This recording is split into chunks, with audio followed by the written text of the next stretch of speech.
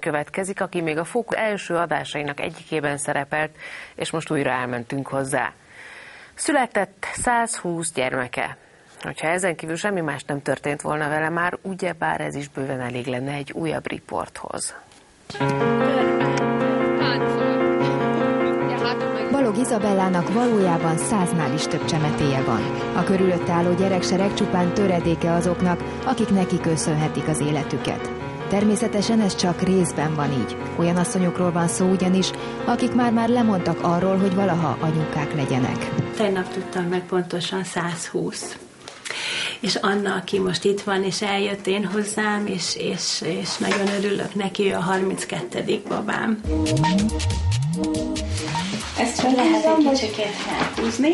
A különböző természetgyógyászati módszereknek se szeri, se száma. A szabadkai asszony is foglalkozik ízületi problémáktól kezdve a dohányzásról való leszokásig mindennel. De azt mondja, ő még a meddő asszonyokon is képes segíteni, 11 varázslatos köve segítségével. Te meg tudod állapítani az okát a meddőségnek? Nem, én nem orvos vagyok, nem nőgyógyász, én csak egy természetgyógyász vagyok, aki azt akarja, hogy mindenkinek legyen babája. Vagyis Izabella nem állít fel diagnózist. Nem tudja, mi az oka a meddőségnek, csak a babához vezető utat ismeri. Az ő rendelőjének falán oklevelek helyett gyermekrajzok sorakoznak. Valamilyen stressz tulajdonképpen, amit orvosok nem tudnak rájönni, hogy mitől is van. Próbálkoznak már ugye a lombikkal is, és behelyezik meg minden, és a baba akkor se tudott maradni nagyon sok esetben. A természetgyógyász asszony keze alatt most egy elkötelezett híve Szilvia fekszik, aki nem csak hiszi, hanem biztos abban, hogy első gyermeke Anna Izabella segítségével születhetett csak meg. Már gyakorlatilag beutalója volt a Lombik programra, amikor ide került. Mi 4 évig próbálkoztunk, orvostól orvosig jártunk, majd az orvosok széttették a kezüket, hogy sajnos nem tudnak segíteni. Anna ma már 9 éves, és azóta testvére Máté is megszületett. Pocén voltak ilyen kövek már. A kislány csupán ennyit tud az előzményekről. Máté születésekor már semmilyen beavatkozásra nem volt szükség, teljesen természetes úton fogant, az első próbálkozás már sikerrel járt. A nemes gyerekekre például külön-külön is sok évig vártak szüleik. Orvosoknál voltunk, azt mondták, hogy semmi akadálya annak, hogy megfogadjon egy kisbaba, de hát sajnos ez nem sikerül.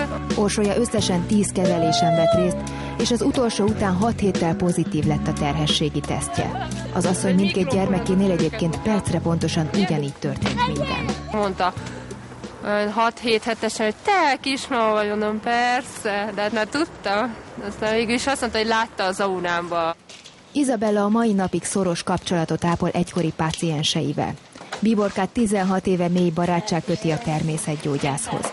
Már jóval azelőtt ismerték egymást, hogy Bíborka barátnője segítségét kérte volna, sőt valójában évekig eszébe sem jutott, hogy a lehetőség karnyújtásnyira van csupán. És mikor meglepődve kérdeztem, hogy te most fel vagy fázol, vagy terhes vagy? Én erre teljesen jól emlékszem, és akkor megörültem neki, jaj, de jó, végre sikerült! És akkor elrohantam az orvoshoz. És akkor azt mondta az orvos, igen, most tényleg terhes. Végül megszületett Ádám is, Bíborka szerint az ő esetükben mindenképpen Izabella segítségére volt szükség. Az azért mindhárom esetre igaz, hogy az orvosok sehol semmi okot nem találtak a meddősségre. Mindhárom asszonynál elvileg nem volt akadálya a természetes teherbeesésnek. Izabella egyébként maga is 2 gyermek boldog édesanyja, aki valójában egészen véletlenül jött rá, hogy ilyen esetekben is segíthet, pusztán pozitív energiái segítségével. A Zámbó